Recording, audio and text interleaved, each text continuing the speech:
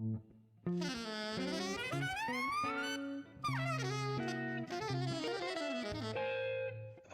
Jazz.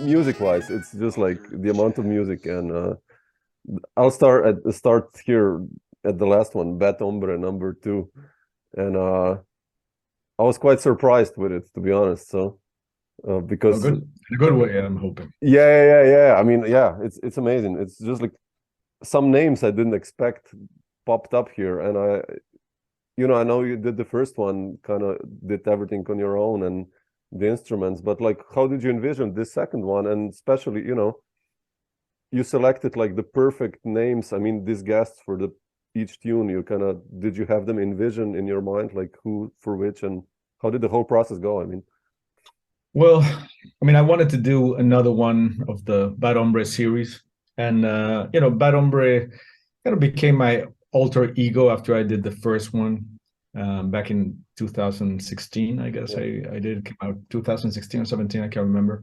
But yeah, it was just a new way for me to make music here at home, like a mad scientist, pushing buttons and recording myself and just seeing what I could do with the gear I had, and all this new software instruments I had, synths.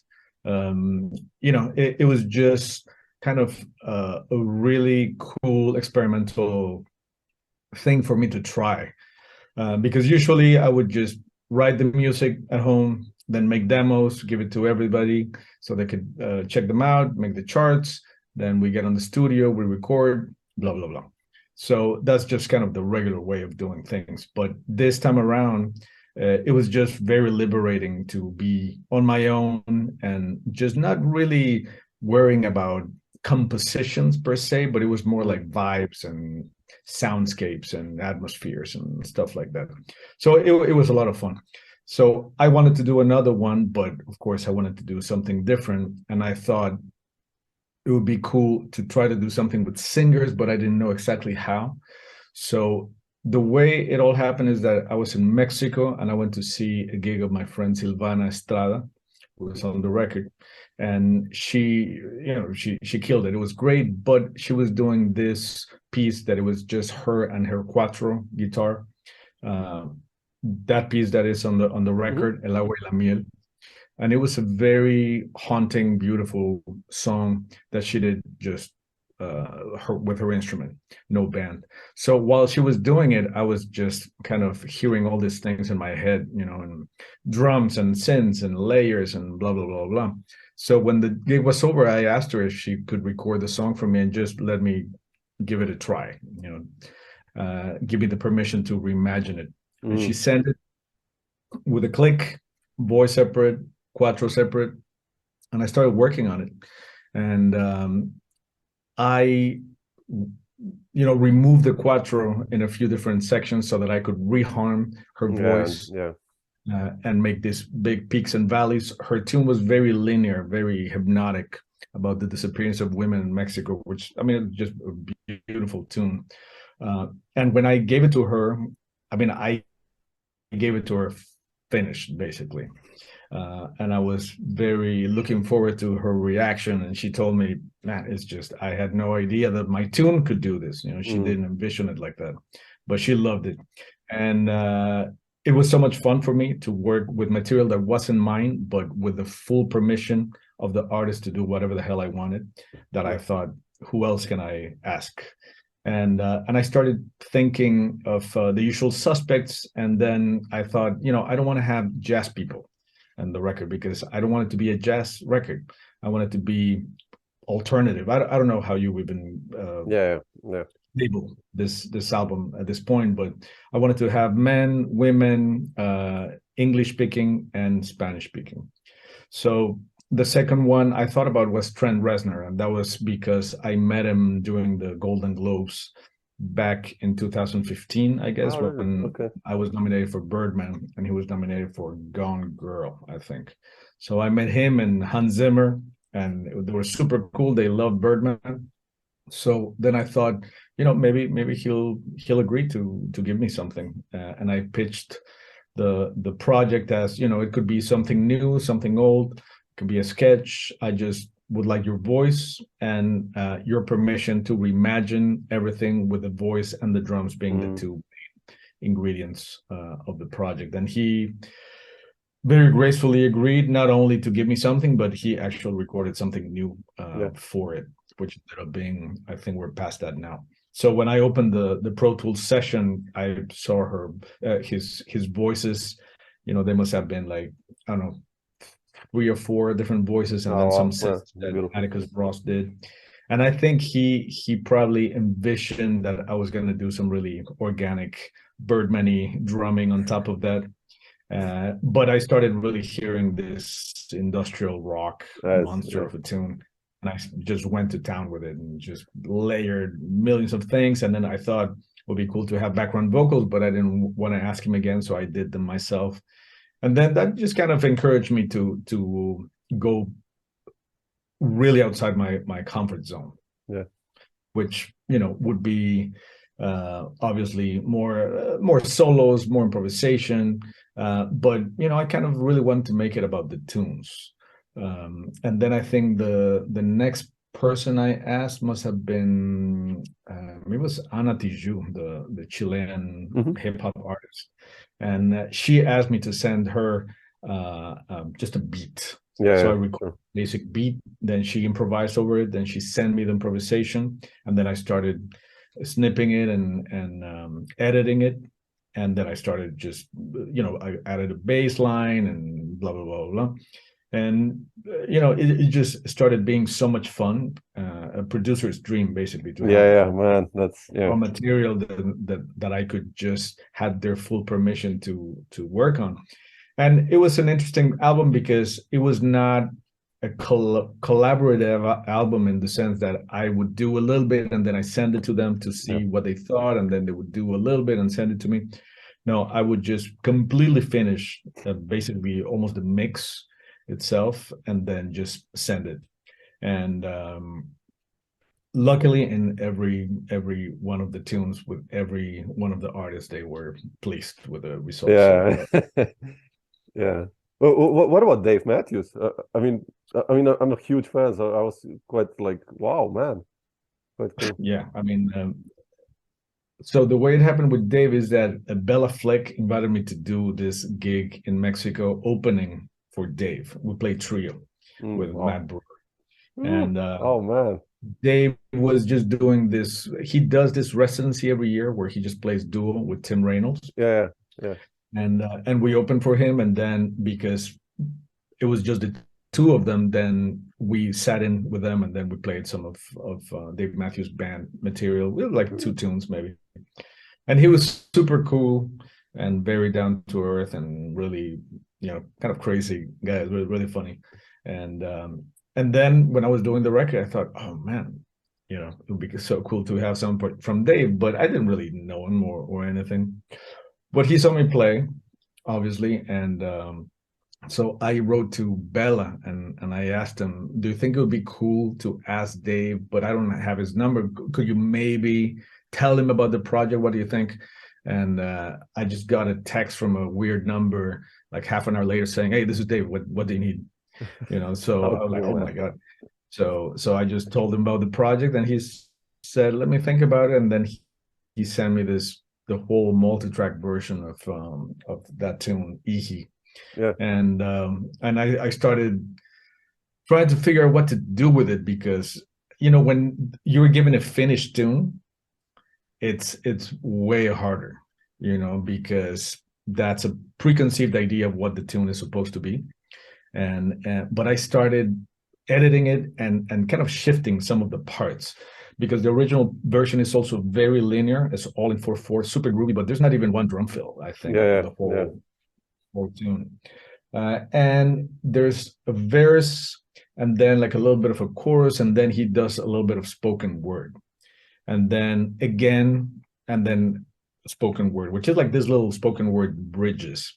And I thought, maybe I'll just change kind of the form of the tune, and I grabbed all the spoken word sections, and I put them all together towards the end as a kind of as an interlude. And then I started doing, instead of 4/4, I started doing the verses in 7, then the chorus in 4. Did some parts in 9, some verses in 9 too. And I thought maybe I'm doing too much surgery on the baby, because it's like a baby that was given to me, and it made me kind of take a second look. But I was like, man, I really think it flows. And then I had this bars in the middle of the song that were kind of empty, and I didn't know what to do with them. And then I thought, man, it'd be so cool to have a solo there, which would be the only solo of the record, really. And then I thought, I'll ask Pat Metheny, and I asked him. I mean, my pitch in the beginning, he was like, I don't know, he's a little very selective with what he wants to do. Yeah. But I told him, what I would love here is for you to do something where nobody could recognize you. And that he kind of liked, to do something wild and crazy. And then he just sent me back this, because he did things, I just wanted him to do the solo, but he did things throughout the song, just little comments. And I edited the thing, and that ended up being what it was. I sent it to Dave, and I didn't hear back for 2 weeks. So I was like, oh my God, he hated it. I was just fearing the worst. And then he called me one day, like, man, finally heard it. I love it. Pat's thing is incredible, and I want to give you writer's credit because you wrote so much music for it. Oh wow, beautiful. Trent Raznor also gave me writer's credit, which was super cool. So I don't know, the whole project was really a joy, and it was very challenging, and I spent so many hours doing it, but it was a perfect pandemic project. Yeah, lucky. Yeah, that's amazing, man. It's funny because I think one of the first albums I heard you and I have is Motherland, and now it's like 30 years later we're talking about you making an album with Dave Matthews and Trent Raznor and Pat Metheny, and like quite interesting. I mean, wow. But it's the funny thing is that I'm the least famous person on the whole record, So all these artists, I was very, very moved and touched by the fact that they trusted me with their material, Meshell and Ndegeocello, same thing. Becca Stevens, I love that with Becca. That's amazing, man. Yeah, the Becca, the one with Becca is special because of the backstory, which she asked me, what is the record about? And I told her, look, the previous Bad Hombre I did was about social justice. So just food for thought. If you want to do something with that, fine. But because people are giving me material that sometimes they already have, not all of it fits into that mold. Yeah. So she said, okay, cool, let me think about it. And then she came up with this text that this man, Sterling Cunha, wrote. He was an inmate at the Oregon State Penitentiary, and he basically committed a double murder when he was 16. He had a horrible life, this man, and he got sent to prison at 16 for 2 consecutive life sentences, which is unconstitutional because it was a minor, but they put him there anyway. And then there he kind of basically needed to cleanse his soul in some way, of course, and pay his debt to society. So he started writing and reading poetry. He spent 9 years in there out of like 27 years in solitary confinement. So he had to learn how to deal with his situation. And then that text was the soliloquy of a play that a group of inmates at the Oregon State Penitentiary wrote. Oh, wow. And when Becca sent me the text, I was like, wow, man, what is this? It was really, really deep. And then she put beautiful music to it. Then she sent me what she did. And then I completely changed everything again. I took out her guitar because it was very folky, the way she did it. Classic Becca. Melody. I love that. But one of my missions was not only to do something cool with the song, but to also surprise the authors of the songs. and I couldn't wait for Becca to hear this version that I did, where I took her guitar out, and the song started a cappella, and then I started putting all this. It's funny because she asked me, "Do you want me to send you the drum beat that I'm thinking of?" Oh man, you did some crazy drum beats there. Well, yeah, and I told her, no, absolutely not. Don't send me any drum beats because I'm not gonna use anything that you're gonna give. I'm gonna surprise you. So, oh, okay, cool. And then it was funny because she was live texting me as she was listening to it for the first time. Oh wow, that's beautiful. And it was really, really, really funny. You know how it started. Her text started getting more and more excited as the song went by, and she was really surprised by it. But she loved it, and that was one of my favorite tunes on the record. Yeah, it's amazing. Yeah. Yeah, it's quite cool. I mean, I saw you live many times, and I mean, you could hear you have this punch and the playing at very wide, I guess, ears. But still, I was so surprised by this album, really. Like, I love your compositions in the previous projects, which are kind of jazz-oriented, and these long stories that you compose, and well, that's a completely different.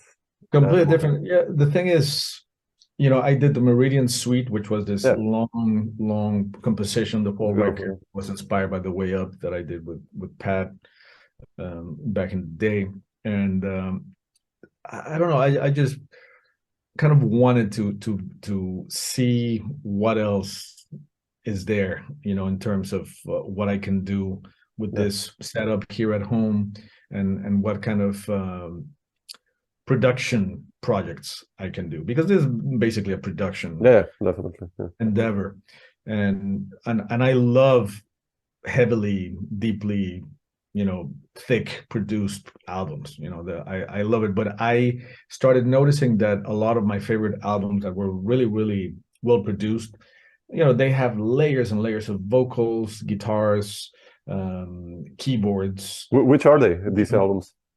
Like, for example, So, Peter Gabriel. Okay. Oh, yeah, sure. Yeah. Sowing the Seeds of Love by Tears for Fears. Oof. You could tell they spend years, doing those albums. But I noticed that every album, what they had in common was that the production was incredible, except that there was only one drum part, basically, on the songs. It's just the drum part. That's it. And I thought, why not use the drums as a production tool, like these guys were using keyboards and vocals and guitars, just layering different sounds, different kits, panned in different ways that do different things. One with tons of compression, one totally clean, then one with delay. So I just started kind of fooling around with that. And if you saw the sessions, I mean, they're huge sessions because I would do so many different drum sets, playing sometimes the same parts just to make them really thick. Yeah. And sometimes you can tell that it's like 5 or 6 drum sets, but it sounds like a monster kit, which is kind of what I wanted to achieve. Yeah. Yeah, it's amazing. I mean, yeah. But I wanted to ask you about you as a producer here, but what about you as a composer? Like, before you said, like, the usual ways, like, you write a tune, make demos, send it out, make lead sheets. You make it sound like, that's the easy part. But oh no, man, it's so hard. How do you write music usually? What's your process there? I mean, I write on the piano, but it's writing for me is always very tortuous and really difficult and painful. Yeah, because I second guess myself all the time, and I really want to find like the perfect chord and the perfect flow, and I'm all about storytelling. When I play, when I improvise, when I compose, that's why I was doing those long form things and really epic tunes that go to a bunch of different places, and where every solo is in a different section. I just kind of enjoyed that process. And just kind of writing and just kind of see where the writing would take me. Then of course I have other tunes where are very standard form, like my album 3x3, where I did with Brad Meldau and Matt Brewer, Christian McBride, Schofield, and Patty Tucci and Joe Lovano, 3 different trios, and it was one standard that I arranged and then 2 originals. And for those sessions, you know, I wanted to write material that was especially suited for them, but there were more lead sheet tunes, you know, 1 or 2 page tunes, and that was it's also really hard to do that, you know, to make beautiful, concise tunes that work, that are fun to play and all that. I mean, I love having tunes like those, because whenever somebody says, oh, you know, let's do a little gig here, everybody bring a couple of tunes. You know, I have those that are just kind of easy to play, and they play themselves, and it's low stress. You know, those are good to have for those kind of situations, for sure. Yeah, like when you did you? I mean, you played like with so many artists that it's, yeah, I think the list goes on and on, but especially with many incredible composers. And did you talk about with these guys like in the past, or you still do? I don't know, with Danilo, let's say, or with Chick, or with Pat. Did you guys ever talk about it, or did you ever ask them questions how they do this stuff, or like? Sure, but you know, I kind of didn't need to, because I was in the best schools, you know, because the school is to be playing with the composers. You have the charts, you talk about them, you play them, you discuss what are the best choices for the song. So sometimes you don't need to talk about it too much, because you're talking about it all the time, constantly, to make the tune sound better. And just by seeing what they would do and playing what they would write, and workshopping, you know, the material, then man, that's where I learned the most, for sure. You know, with playing with the original composers, with the bands that then would record it, you know, that's the best school for me. And with original music, you know, because when you play standards, there's always a preconceived idea of what you're gonna do. But original music, it makes you draw from your repertoire of your files, you know, of rhythms and sounds and stuff, and that's my favorite thing to do, for sure. Were you already like that in the beginning when you did Migration? Like as you became a band leader, you know, the band there is killing, of course, but like, how was it for you to become a band leader? Did you already lead bands before you did Migration, and how did you develop in that role? I mean, now you're like really, I think, well seasoned and established band leader already, but if you look back, well, it was a process. In the beginning, I was all about playing with different people, but I was kind of co-leader in some of the bands in Mexico. I had rock bands where I would write some of the material, and I was usually the one that would practice the most. So I was the most proficient in those bands. So I was kind of trying to pull everybody with me, but everybody had day jobs and stuff like that. It was difficult for them to be as committed as I was, just because my life was definitely easier than a lot of those guys. So I started doing little gigs on my own in Boston. You know, sometimes when I was at Berkeley, I mean, I started putting bands together to do recitals, and then little gigs here and there. And then when I got to New York, I started doing little gigs like at the 55 Bar. And, you know, I can't remember if I ever did a band leading thing at Smalls. I don't remember.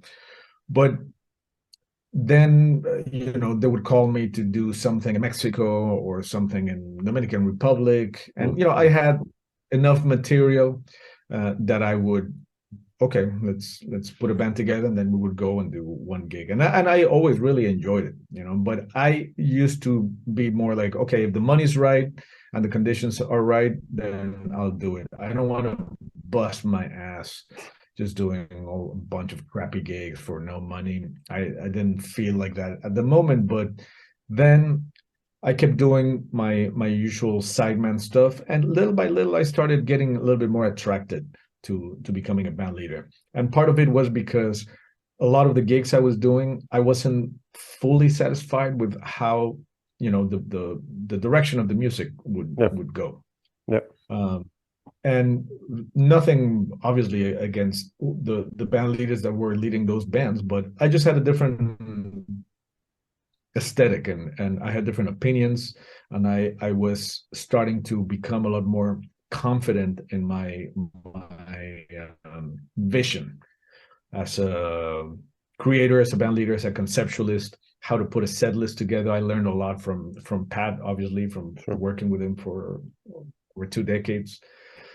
How he would put a set list together, how he would really make it about the show. You know, it wasn't a gig; it was a show. It was like a really, really heavily curated way of doing things, and I could see the impact it had on people.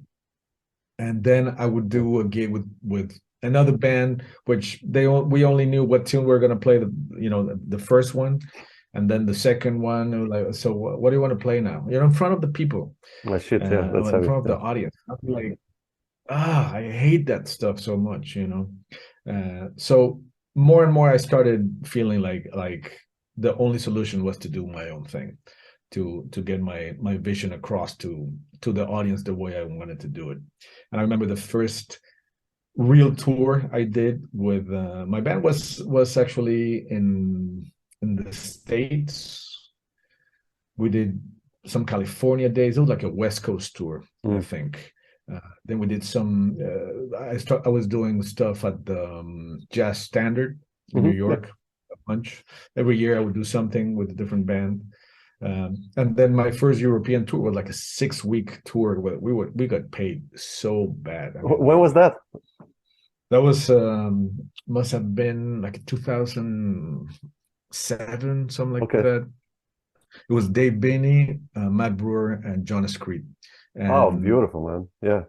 I mean, the music was great, but when I started seeing the fees that we were getting, I was like, I was making the same as the whole band with Pat. No, sure. So I was like, oh my God, I thought this would be a little easier. But no, it was super rough. And, I paid everybody, but I came back, I think, with like, $500 after 6 weeks. Sure, man. I was like, brutal. But I was playing with Pat, so I was making good money there. So for me, it was fine. But then when I started playing less with Pat, because I wanted to do more my thing, and we started having scheduling issues because I had to really plan ahead if I wanted to do my bands, and I started saying no to some of the gigs, and Pat wanted to have somebody that would be there constantly, which I totally understood, and he also understood that I needed to do my thing. And recently I was in Mexico and somebody asked me at a master class, so how is it now leading your bands instead of playing with people like Pat? And I told them, imagine that you're the sous chef of a Michelin star restaurant. Yeah. And you are aware of how the food is made. You are there every day. You make good money. Conditions are great, but it's not your food, And then I left the Michelin star restaurant and I opened a taco truck in Jackson Heights and on Roosevelt Avenue. It's kind of that's basically what happened. But they're my tacos, and I make them however I want. And I think people like the tacos, which is the satisfaction that brings me. Has outweighed everything else. But of course, lately it's insanely hard to be a band leader. Post-pandemic, I feel like the creative music scene, the oxygen kind of got sucked out of it and went to the top, to the super commercial, Bad Bunny, horrible music. Some people like Bad Bunny. I've given it a try, and I just don't find anything redeemable in that kind of music. But it has, people have their monthly budget entertainment, and they will buy an expensive ticket to go see Beyonce or somebody they like. But we're at the bottom of the disposable income totem pole. So then it's really hard to get people to come out nowadays. And there's a lot of reasons to not go out. You have unlimited entertainment at home. And it's expensive too to go out, in New York, for example. I mean, we went out, Thana and I, we went out to see a friend of ours play, and we spent like $200, one night, just because we didn't want to be in the guest list. We wanted to support. So, it's rough. Economically, it's rough. Culturally, it's rough. Yeah. Politically, obviously, it's rough. So it's an interesting time. Plus, the inflation is sky high, and even if it's not about inflation anymore, how big money always uses those excuses to just jack up the prices. Not because they haven't lost money. I mean, their profits are through the roof, most of these huge corporations. So it's not like, oh man, they were hurting so much that they had to raise their prices. I mean, for a little while, but then leave the prices up, and then you're paying that price. But the fees are either staying the same that they were 3 years ago, or less. Yeah. So promoters are nervous because people are not buying tickets in advance. Sometimes they want to cancel a month away from the gig because we haven't really sold enough tickets. Like, we're a month away. And exactly. For example, we just did a gig. We did a East Coast run and a West Coast run with a new band with Bad Hombre, and we were playing at Cumbwa in Santa Cruz, and Tim Jackson, who is the director of Cumbwa and the Monterey Jazz Festival, he came to say hi, and he said, it's a Monday night, and he said, you'll probably have half a house tonight. I was like, okay, cool, Monday, it's not too bad. And then an hour later, it was packed, completely packed. So he had no idea, that people were going to show up. The bad thing is that sometimes it's the opposite. They expect people, and then people don't show up, and then it's a different story. But it's just very unpredictable right now. Times, yeah. In Europe, it's the same. I had like a 3-week tour in October in Europe, and also all the promoters were just like, I mean, we had packed houses more or less, but still they were complaining the money is getting less from the government. People are still afraid of the COVID. They don't show up. So they're like on 60% of pre-COVID kind of vibe. So it's quite, for the creative music scene, it's really bad. I mean, it's terrible. And it's not like it was easy before. No, definitely not. Yeah. And that's the crazy thing, that now it's even harder than it used to be. So, a lot of people are just not being able to tour. They have to cancel because it just does not make sense financially, and also stress-wise, it can be really rough. Yeah, how I slept for 2 days when I came home. I think that's completely gone. I got sick during my tour, because there were like a couple of days that I couldn't get any sleep. Because I had a couple of really rough days. And that's just kind of the way it is now. So to adjust to this new reality, it's a little hard. Antonio, I wanted to ask you about do you remember the first gig with Pat you did, or the first call you got, like, from Pat? And I always laugh, when I spoke to Mike Stern, let's say, or someone like that, when Miles calls them.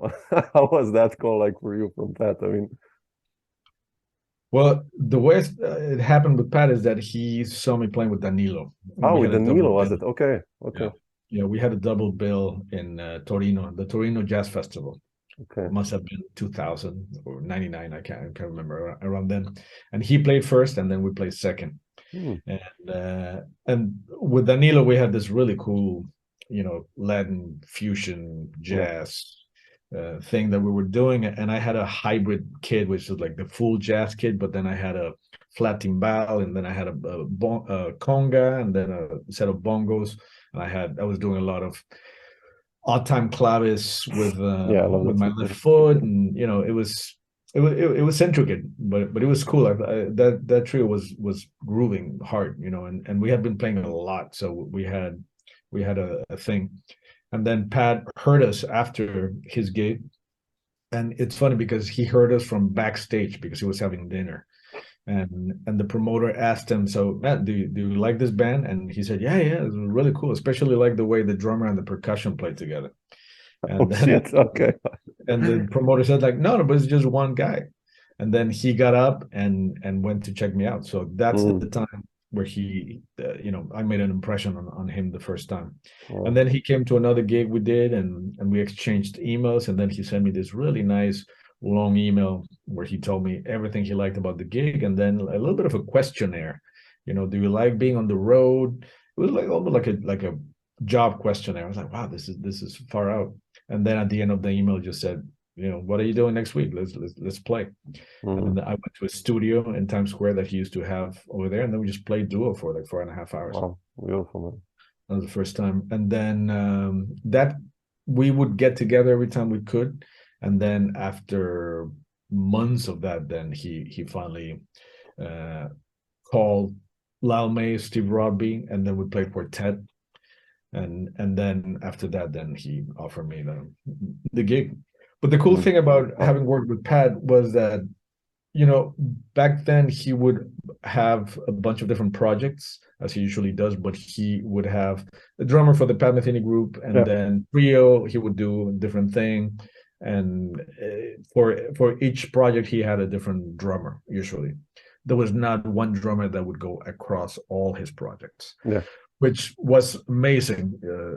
That he started calling me for the trio with Christian McBride, and then with the Unity band with Chris Potter and Ben Williams, and then of course again with the Pat Metheny group, and then with Gary Burton, and then we did a duo thing. It was just so great to be associated with all of his projects and his music. I just learned so much from him. Touring, I mean, in general, like how did you, or do you still, I mean, especially with Pat, I guess you guys played 200, 150 concerts a year. How do you stay fresh and creative on such a tour? My longest tour was 18 days, and I was exhausted after 11 days, man. And, I spoke to Paul Vertigo, and he was like, when he started touring with Pat in the 80s, that it was just gruesome, that it was so tiring. Like, how do you make, or did you, I guess, in the beginning, kept fresh and creative? In the beginning, it was hard because I didn't know how to pace myself very well. I mean, I had been touring a bunch before. Sure, sure, of course. But not to that extent, not to that intensity, and the length of the gigs and the intensity of the gigs and the volume of the gigs were quite different than I had been playing with. I had been playing with Danilo, with David Sanchez, with Quito Rivera. And, of course, it was all great, but we didn't tour, for 10 weeks in a row. I mean, it's just, that didn't happen. And there's very few people that toured as much as Pat did. So in the beginning, I had issues with my back, with my neck, with my arms, just because I was playing too hard and I was not really pacing myself. And I was overplaying in terms of intensity most of the time. And after I had my share of problems, then I had to kind of recalibrate on how to do it. And then I started realizing that I just didn't need to play that hard. I could get everything across just fine without having to bash the drums. Just kind of, play at a good volume, but not playing into the drums. I was leaning really heavily into the drums, and then I just started trying to change my approach and be more a little bit like Bruce Lee on the drums, and just kind of just slice cymbals instead of hitting them that way, and that started really kind of alleviating a lot of that. And psychologically, sometimes it's hard, of course, when you're on gig 90 and you're playing the same music. It's like, it becomes something else. How to be consistent. The challenges are different, and because you're so tired, you're so spent. So how to keep the music fresh without completely changing around the music, because in Pat's case, and we were playing with the Pat Metheny group, and the open sections still need to be the song. You cannot just completely open it up in a completely different way every single day. It just doesn't. The music doesn't work like that in that context. So then I would have to find ways of how to keep it fresh within those parameters. Because if you're playing in a jazz trio that is really adventurous, I love playing the two saxophones, bass and drums setting, that you can, there's just so much space. You can really do a lot of different things. But it can also get exhausting, when you're doing a lot of gigs in that context, because it's just the sky is the limit. And sometimes it's easier when you're really tired to kind of fall back into things that you've done before, and just kind of make it work that way. So every touring context is different, every band is different, and the music, of course, presents a different challenge when you're doing a bunch of gigs in a row. But I just wish every musician would have the chance to experience what it is to play a bunch of gigs, in a row in different places in front of different people, because that makes the music completely expand and grow in ways that it's just impossible to do. If you do one gig here, two gigs here, it's insane. And the level of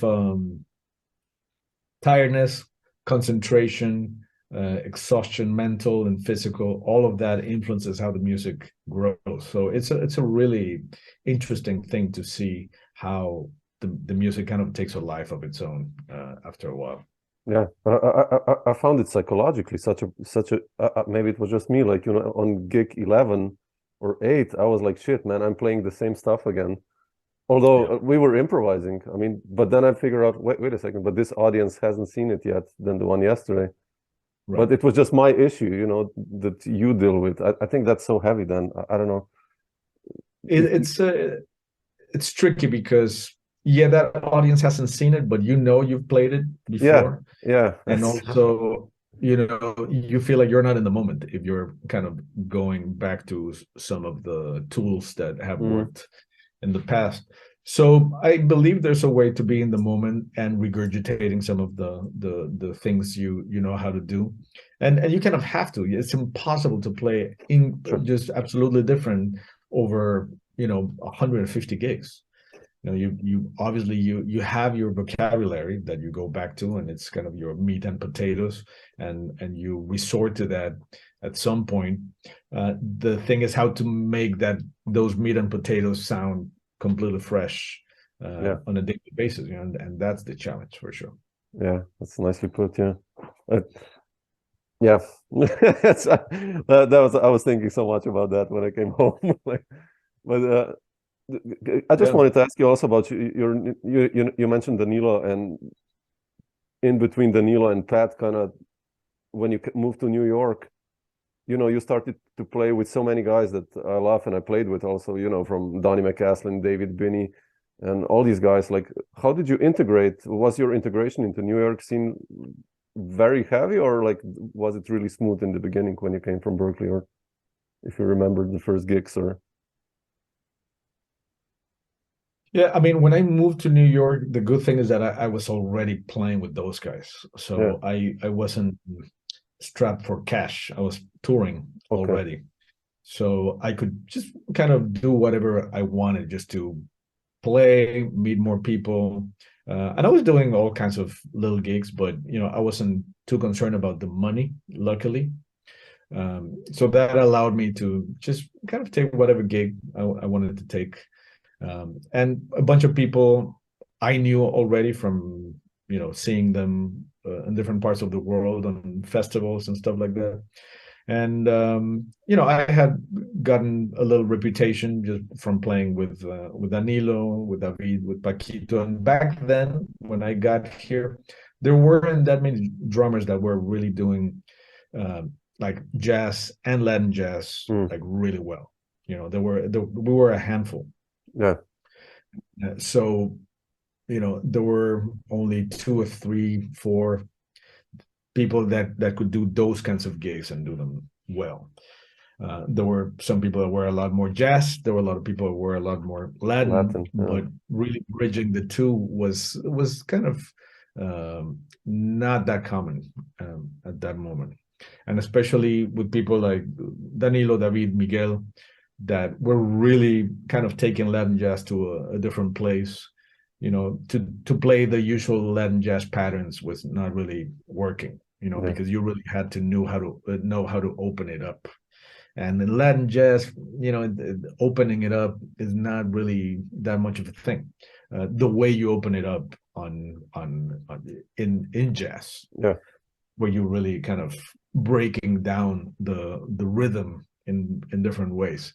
So you really had to know how the clave works and how the skeleton of the Latin rhythm works. But then you also had to know how to do it in jazz and then kind of bridge both things. So it was really cool. I mean, I feel like a lot of my playing got molded because of that research that I had to do and that repertoire that I had to play around that time. Yeah. Just two more things, not to take more of your time. How was your Mike Brecker experience? Like, and how was Mike like? I mean, just I wanted to ask you. I always ask everyone. It's funny because I just finished. Yeah, it's funny because I just finished reading his biography by Bill Malkowski. Yeah, I have to check it out, man. Yeah, and you know, it was cool because like Daryl Pitt was Michael Brecker's manager back then, and now he's my manager. So you know, he's all over the book. Bunch of my friends that played with them are all over the book, you know, with quotes and stuff. And then I'm on the book too, you know, some because he interviewed me as well, Bill, and asked me about, you know, what I thought about my experience playing with him. And you know, Brecker was one of those guys that you know, Tick, Brecker, and Pat were like my main goals when I came to the States, and I really wanted to play with them, you know, because they were playing the music that I really thought I could do well in. I wasn't so much of a straight ahead guy back then. I was more into fusion and stuff like that, and those guys were taking the music in different directions. So I mean, I remember, for example, the first time I played with Chick, you know, the first time he called me by my name, you know, and I saw him at a gig, and you know, he was doing sound check, and I was playing with Pat, Brecker, and Kristen McBride, and Chick was playing with the electric band, and we were playing first, they were playing second, but I was there because the Chick Corea Electric Band was like, you know, my thing. That was my bridge from rock to jazz. So that band was very special for me, especially back then. And then I was there for the sound check, and then I was kind of standing close to Chick, and then he just saw me and was like, "Oh, hey, Antonio." I'm like, "Oh my God, he knows my name." You know, I couldn't believe it. And then after the gig, I told him, "I don't want to die before I get to play with you.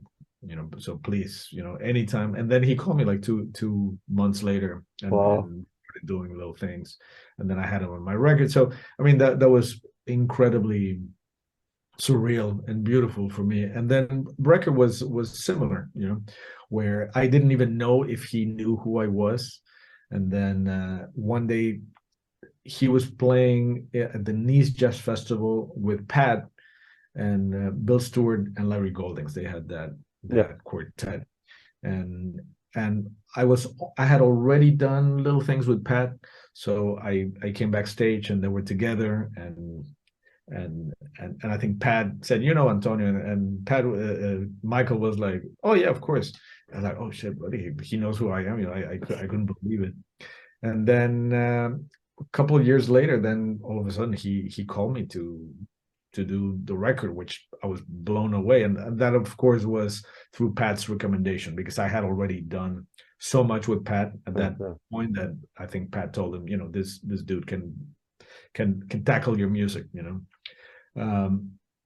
So I remember when we did the first rehearsal for that record, for the Quintet, that was waiting, you know, I arrived early, I set up all my stuff, and then he arrived, and I was still kind of starstruck by him, you know. And then he saw me. I was like, see, I remember who you were. You know, I was like, oh man, that's so cool. And then that session was very stressful because from what I remember, there were a lot of just mistakes in the parts. I think the copyist of the parts, I don't know what happened, but there were a lot of mistakes. So a lot of the rehearsal was spent on just trying to figure out wrong notes for the brass and the woodwind section. So we didn't really get to play through the material that much. And then when we started recording, it was very shaky just because we hadn't really rehearsed enough. And also there was a lot of intonation problems with the horns. There were very difficult parts, I think. Yeah. And nobody was too sure of what they were doing. So I suggested in between takes, because it was not happening. I suggested to Mike, I said, you know, one way of saving this probably would be to do it all to a click, and then you can just choose, you know, from, you know, if we have 5 takes of each one, then you can really, you know, edit the way you want it. And he was like, yeah, but, you know, this material is going to sound so weird with a click. And I told him, yeah, nobody has to hear it. You know, it's just Pat Tijoux was playing bass and me. As long as we hear it, you guys don't have to listen to it. Really? Okay. So he was kind of doubtful that it would work. Sure, yeah. But we did the whole record like that. I didn't know that. Wow. And then I saw him like 6 months later, and he said, man, the record sounds great, and it's thanks to you, basically, that we have a record, because that doing it to a click just made it so easy to actually get it to where it ended up being. Wow. But I just remember playing duo with him. We did this tour in Japan. It was like 4 weeks, almost 4 weeks.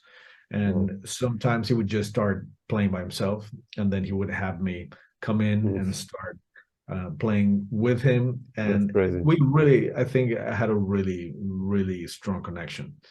And he told me, man, you're my favorite drummer to play duo with, because I kind of feel like you're in my head.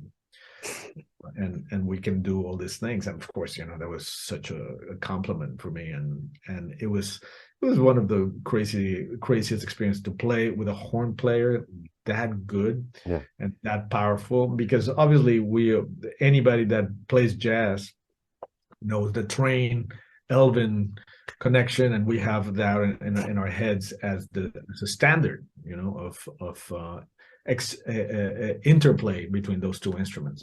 So to experience that firsthand with a player of that caliber is just kind of, you know, mind-boggling.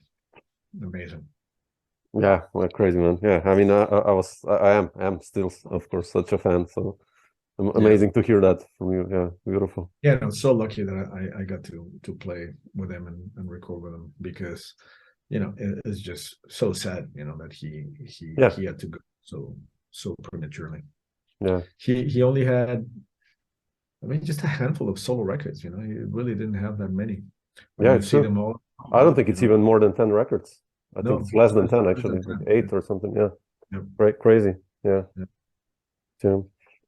Antonio, just I wanted to end with this. Like, I talked with Steve Swallow and how him and Carla do things, as both are composers and musicians. How does this go at your place? Do you talk a lot about music and about composing, and do you help each other out, or like how does this go? With Thana? Yeah, with Thana. Yeah, I mean, by the way, Thana is also was a big part of Shift, Hombre Volume 2. And that was the most collaborative, probably, tune of all, because we were both at home and we exchanged a lot of ideas. So, you know, Thana has really been my second set of ears for everything I do for quite a while now. I really respect her taste. She's got a very clear aesthetic opinion about how things should go. In the beginning of our relationship, you know, she's 15 years younger than me, and I had so much more career ahead of her. So she was very shy in the beginning, but I started noticing that she had a very keen ear and very refined. So, it was easy to ask her for opinion for different things. And in the beginning, we tried not to work together because we thought it would be better to keep things separate. And back then, she didn't want to be in my shadow, as she was starting to try to make her name for herself in the scene. So that seemed totally fine to me and understandable. But I started just hearing her voice on different things, that I was writing, and then I would ask her to sing some of the melodies. I'm like, man, this sounds so good with the voice, So I started bringing her sometimes on the road with Migration. Sometimes we would play quartet. Sometimes she would just guest on a couple of tunes. Yeah. And then when I did the Meridian Suite, then she was really an active part of the band. But sometimes the finances wouldn't work for me to bring her on every gig, so she was still kind of on and off. And then all of a sudden, I really wanted to bring the music that way everywhere we played, and then she became really a part of the band. And at the same time, she was doing her first record, and I knew the music so well because she was writing it here at home, and she would show it to me. But in the beginning, she would call all the drummers because we had made that pact not to work together. And I would go to see her at the 55 because she had a residency every month there, and she would workshop the tunes with different drummers. And I just wanted to kill the drummers because I was like, no, what are you guys doing? Because her material was pretty intricate. And I think a lot of these drummers were like, oh, it's a singer, the material's yeah. And there were all these hits and odd times, and they would just really sometimes would apologize to her after the gig, like, oh, I'm sorry, I didn't check it out. So it started really bothering me. So when it was time to record the record, it's like, okay, I think finally you're gonna hear the material how it's meant to be, because I knew it so well. And I've always been a sucker for orchestration, really orchestrate music. I had learned a lot already from playing with Pat, from playing rock and roll, where, you play the same fill sometimes every night, on a different section. I've always been a big Rush fan and Neil Peart.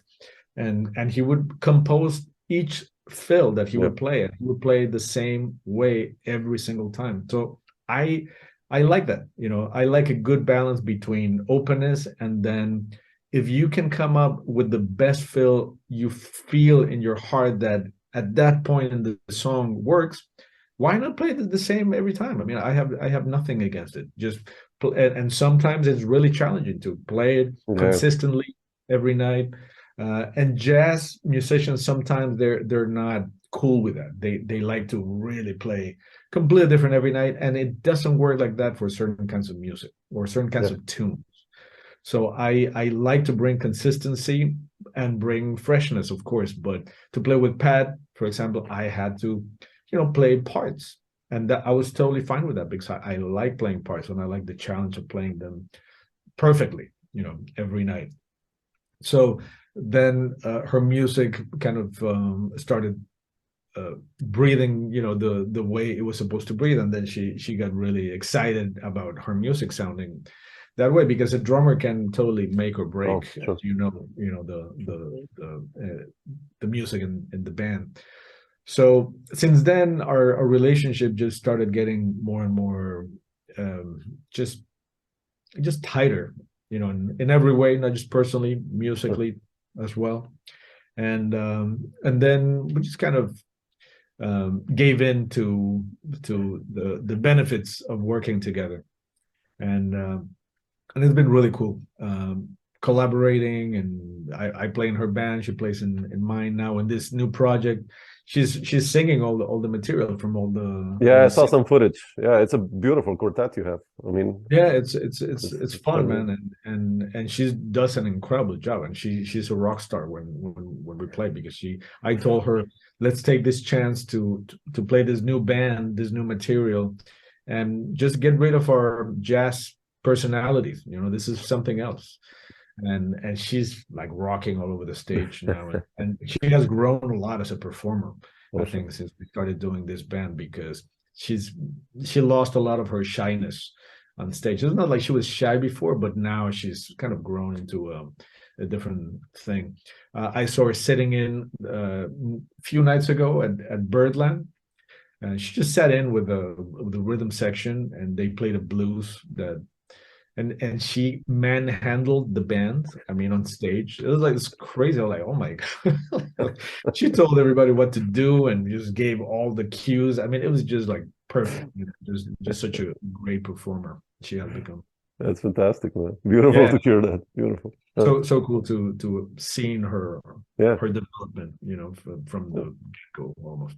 For you guys, nice also that you found the hookup. So beautiful. Yeah, no, I mean it's we're both very lucky because also when we're on the road, it's just so much nicer to be on the road with and we have a day off, and we can go to a museum, which I'm not gonna do by myself. Usually I'm just too tired, but with her, it's just a lot more fun to do everything. What's on the schedule for you in the upcoming weeks and months? We are gonna be bicontinental. We are moving partially to the Barcelona area. Really? Oh wow. We're gonna keep a place here, but we're gonna be going back and forth and try to spend less of the winter here, more over there. So we are getting ready to make that move in February. Oh wow, man, amazing. So it's gonna be intense, but we're doing winter jazz in January. She's doing it with Sonica, with her trio, and then I'm doing a solo thing, and then a duo thing with her. I think that's 17th and 18th of January. I'm doing a record with Mike Stern. Really? Oh man. Okay. Mike Stern, Christian McBride, Chris Potter, and Jim Beard. I think it's going to be. Wow. In the beginning of January, I just did a record with House of Waters, which check it out. It's really cool. It's a trio with bass, and I'm spacing on the name of the instrument, but it's like cymbalon. It's very simple. Wow. I'm spacing with Max and Maro, two amazing musicians. And then we're gonna do more stuff with Bad Hombre, and then some stuff with Thana's band. So yeah, there's stuff in the horizon. Fantastic. Hopefully I'll catch this band in Europe if you guys make a tour next year. Would be nice. Yeah, I mean we definitely have a couple of European runs, so hopefully fantastic. We'll see you over there. Cool, man. Antonio, thanks so much, man, for taking the time. I appreciate it. So my pleasure, man. Good to see you. Stay strong. Ciao. You too. Ciao.